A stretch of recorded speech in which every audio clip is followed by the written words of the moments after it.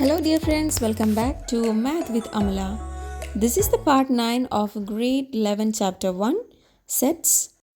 Here we discuss is the Venn diagrams. What are Venn diagrams? Actually, these are used to denote some kind of set notations.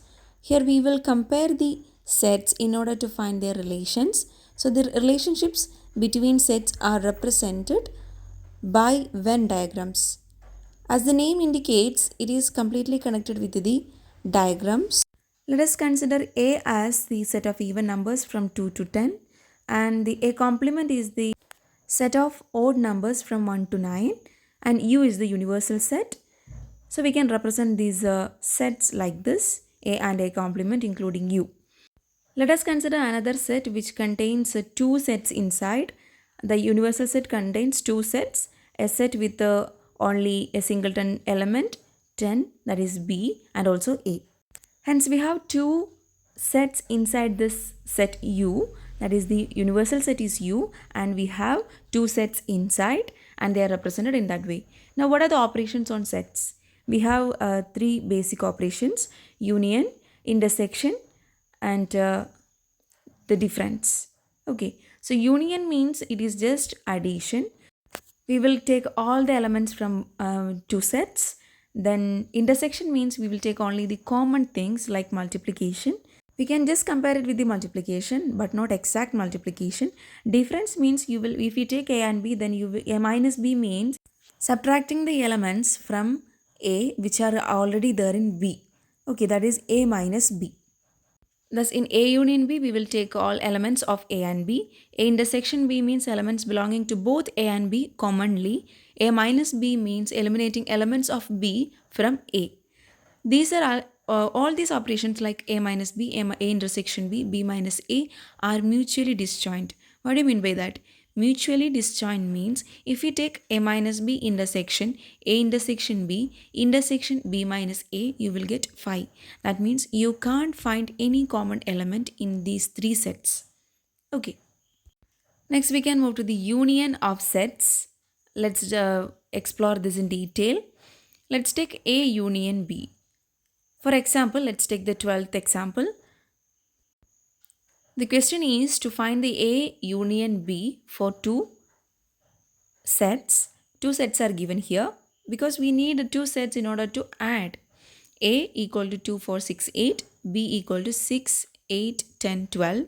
We have to find A union B. So let's write each element from each. 2, 4, 6, 8 we can write from A, and the numbers which are repeated in B and also in A have to be eliminated. We can write it only once. Only once we can write. So the non-repeating elements are 10 and 12. So the complete set is 2, 4, 6, 8, 10, 12. Example number 13. A is equal to A, E, I, O, U.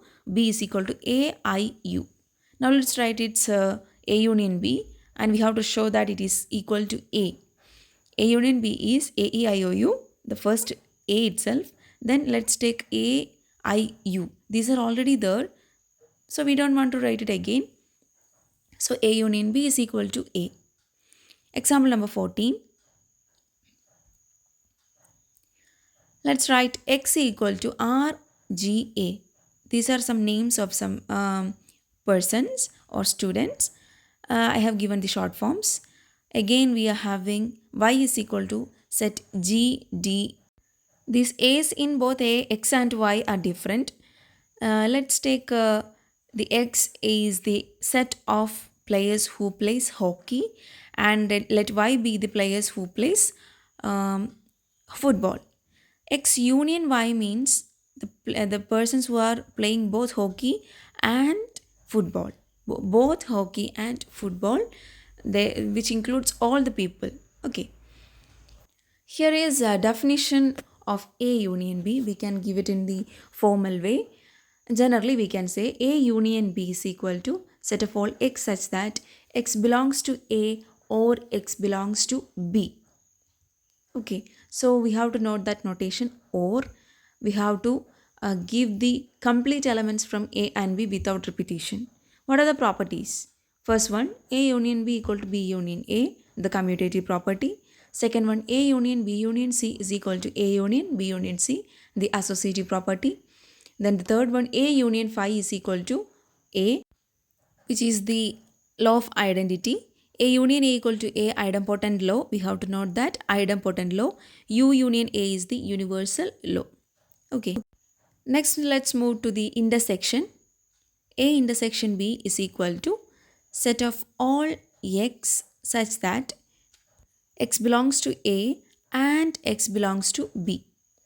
Okay, so let's take the example number 15. A is equal to 2, 4, 6, 8. B is equal to 6, 8, 10, 12. That we have done for the previous union itself. A intersection B is equal to the common number. The common elements which are coming here is 6 and 8. The next example is example number 16. So let's take the intersection of the 14th example. That means the common number which is coming here is G. Therefore, x intersection y is equal to set G, the singleton set G. A intersection B is equal to set G, that stands for the person Geeta. Example number 17. A is equal to 1, 2, etc. 10. B equal to 2, 3, 5, 7. A intersection B, we have to take the common numbers. Of course, it is 2, 3, 5, 7, which is same as B. So, A intersection B is equal to the second set B itself. The definition for intersection is set of all x such that x belongs to A and x belongs to B. We have to note and. Okay, for the union we used or, because that element can be either in A or in B. Here we have to take an element which is there in both A and B. Okay, next properties like the same for union we can give for intersection also. A intersection B equal to B intersection A. A intersection B intersection C is equal to intersection B intersection C.